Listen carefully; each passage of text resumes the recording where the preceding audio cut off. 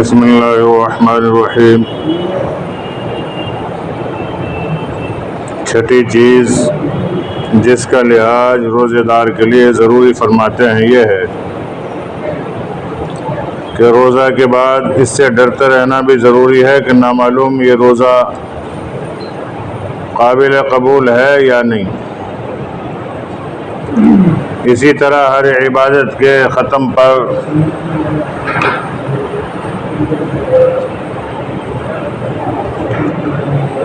کہ نامعلوم کوئی لغزش جس کی طرف التفات بھی نہیں ہوتا، ایسی تو کہیں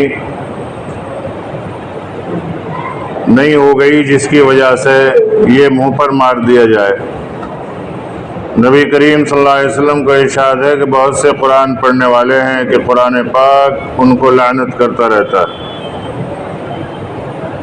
نبی کریم صلی اللہ علیہ وسلم کا ارشاد ہے کہ قیامت میں جن لوگوں کا اولین اہلا میں فیصلہ ہوگا ان کے من جملہ ایک شہید ہوگا جس کو بلایا جائے گا، اور اللہ کے جو انعامات دنیا میں اس پر ہوئے تھے اس کو جتائے جائیں گے۔ وہ ان سب نعمتوں کا اقرار کرے گا۔ اس کے بعد اس سے پوچھا جائے گا کہ نعمتوں میں کیا حق ادائیگی کی؟ وہ عرض کرے گا تیرے راستے میں قتال کیا حتیٰ کہ شہید ہو گیا۔ تو ارشاد ہوگا کہ جھوٹ ہے، بلکہ قتال اس لیے کیا تھا کہ لوگ بہادر کہیں، سو کہا جا چکا۔ اس کے بعد حکم ہوگا اور منہ کے بل کھینچ کر جہنم میں پھینک دیا جائے گا۔ ایسے ہی ایک عالم بلایا جائے گا، اس کو بھی اسی طرح سے اللہ کے انعامات جتلا کر پوچھا جائے گا کہ ان انعامات کے بدلے میں کیا کارگزاری ہے۔ وہ عرض کرے گا کہ علم سیکھا اور دوسروں کو سکھایا، تیری رضا کی خاطر تلاوت کی۔ ارشاد ہوگا کہ جھوٹ ہے، اس لیے کیا گیا تھا کہ لوگ علامہ کہیں، سو کہا جا چکا۔ اس کو بھی حکم ہوگا اور منہ کے بل کھینچ کر جہنم میں پھینک دیا جائے گا۔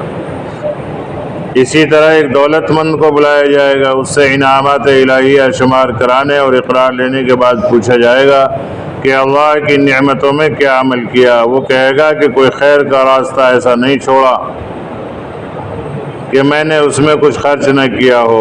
ارشاد ہوگا کہ جھوٹ ہے، اس لیے کیا تھا کہ لوگ سخی کہیں، سو کہا جا چکا۔ اس کو بھی حکم ہوگا اور منہ کے بل کھینچ کر جہنم میں پھینک دیا جائے گا۔ اللہ محفوظ فرمائے کہ یہ سب بدنیتی کے ثمرات ہیں۔ اس قسم کے بہت سے واقعات احادیث میں مذکور ہیں، اس لیے روزے دار کو اپنی نیت کی حفاظت کے ساتھ اس سے خائف بھی رہنا چاہیے اور دعا بھی کرتے رہنا چاہیے کہ اللہ تعالی شانہ ہو اس کو اپنی رضا کا سبب بنا لے۔ مگر ساتھ ہی امر بھی قابل لحاظ ہے کہ اپنے عمل کو قابل قبول نہ سمجھنا۔ ہمارا آخر اور کریم آقا کے لطف پر نگاہ ہمارا آخر ہے، اس کے لطف کے انداز بالکل نرالے ہیں۔ معصیت پر بھی کبھی کبھی ثواب دے دیتے ہیں، تو پھر کوتاہی عمل کا کیا ذکر۔ خوبی ہمیں کرشمہ وہ ناز و خرام نیست، بسیار شیوہاس بتاراں کے نام نیست۔ یہ 6 چیزیں عام صلاحہ کے لیے ضروری بتلائی جاتی ہیں، خواص اور مقربین کے لیے ان کے ساتھ ایک 7ویں چیز کا بھی اضافہ فرماتے ہیں کہ دل کو اللہ کے سوا کسی چیز کی طرف بھی متوجہ نہ ہونے دے۔ روزے کی حالت میں اپنے دل کی توجہ صرف اللہ کی طرف، حتیٰ کہ روزہ کی حالت میں اس کا خیال اور تدبیر کے اختیار کے لیے کوئی چیز ہے یا نہیں یہ بھی خطا فرماتے ہیں۔ بعض مشائخ نے لکھا ہے کہ روزہ میں شام کو افطار کے لیے کسی چیز کے حاصل کرنے کا ارادہ بھی خطا ہے، اس لیے کہ اللہ کے وعدہ رزق پر اعتماد کی کمی ہے۔ شرح آیا میں بعض مشائخ کا قصہ لکھا ہے کہ اگر افطار کے وقت سے پہلے کوئی چیز کہیں سے آ جاتی تھی تو اس کو کسی دوسرے کو دے دیتے تھے، مبادا دل کو اس کی طرف التفات ہو جائے اور توکل میں کسی قسم کی کمی ہو جائے۔ مگر یہ امور بڑے لوگوں کے لیے ہیں، ہم لوگوں کو ان امور کی حوث کرنا بھی بے محل ہے، اور اس حالت پر پہنچے بغیر اس کو اختیار کرنا اپنے کو ہلاکت میں ڈالنا ہے۔ مفسرین نے لکھا ہے کہ کتب علیکم الصیامہ میں آدمی کے ہر جز پر روزہ فرض کیا گیا ہے، بس زبان کا روزہ جھوٹ وغیرہ سے بچنا ہے، اور کان کا روزہ ناجائز چیزوں کے سننے سے اعتراض کرنا ہے، آنکھ کا روزہ لہو و لعب کی چیزوں سے اعتراض کرنا ہے، ایسے ہی باقی اعضاء حتیٰ کہ نفس کا روزہ حرص اور شہوتوں سے بچنا، دل کا روزہ حب دنیا سے خالی رکھنا، روح کا روزہ آخرت کی لذتوں سے بھی اعتراض، اور سر خاص کا روزہ غیر اللہ کے وجود سے بھی اعتراض ہے۔ نبی کریم صلی اللہ علیہ وسلم کا ارشاد ہے، جو شخص قصداً بلا کسی شرعی عذر کے ایک دن بھی رمضان کے روزے کو چھوڑ دے، غیر رمضان کا روزہ چاہے تمام عمر کے روزے رکھے، اس کا بدل نہیں ہو سکتا۔ بعض علماء کا مذہب، جن میں حضرت علی کرم اللہ وجہہ وغیرہ بھی حضرات بھی ہیں، اس حدیث کی بنا پر یہ ہے کہ جس نے رمضان مبارک کے روزے کو بلا وجہ کھو دیا اس کی قضا ہو ہی نہیں سکتی، چاہے عمر بھر روزے رکھتا رہے۔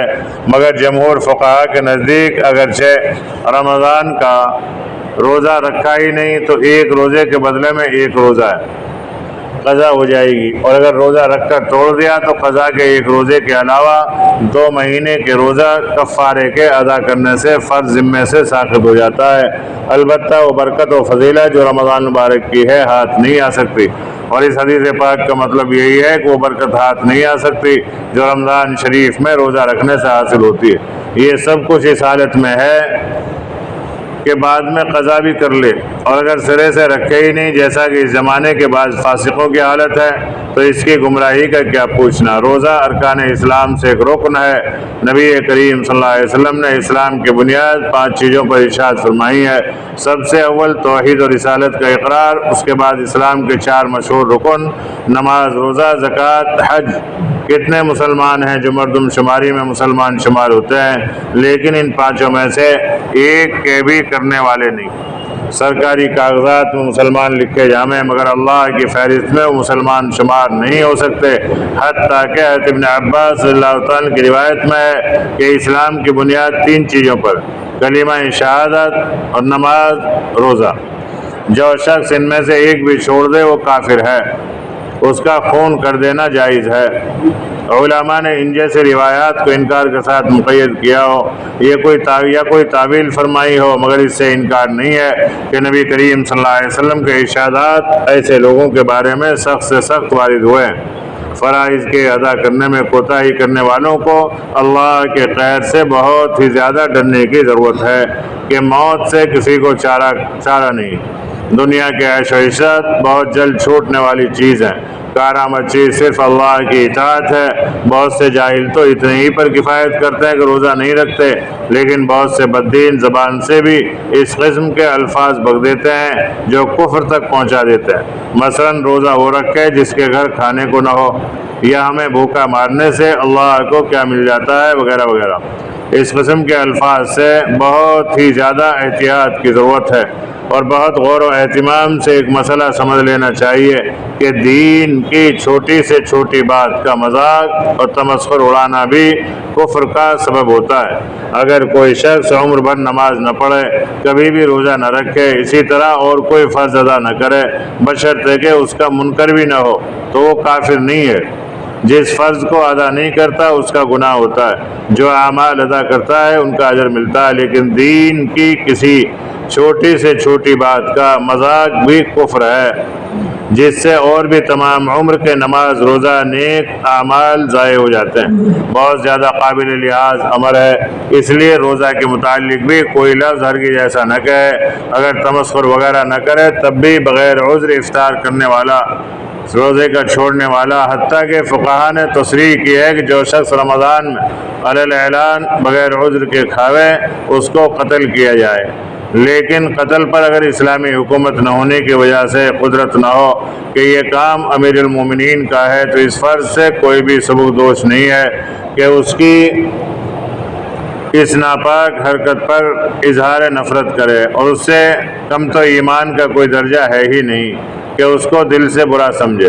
حق تعالی شانہ اپنے مطیع بندوں کے طفیل مجھے بھی نیک اعمال کی توفیق نصیب فرماویں کہ سب سے زیادہ کوتاہی کرنے والوں میں ہوں۔ فصل اول میں 10 حدیثیں کافی سمجھتا ہوں کہ ماننے والے کے لیے ایک بھی کافی ہے، چہ جائے کہ تلک عشرۃ کاملہ، اور نہ ماننے والے کے لیے جتنا بھی لکھا جائے بیکار ہے۔ حق تعالی شانہ سب مسلمانوں کو عمل کی توفیق نصیب فرمائے۔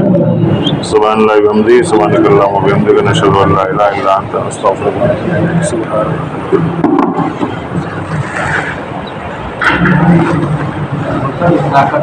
ونتوب الیک۔ اشراق کا ٹائم 1.5 گھنٹہ قریب 9 ساڑھے 9 بجے کے بعد زوال تک 4 تک کبھی بھی پڑھ لو۔ اشراق کی کہہ رہا ہوں۔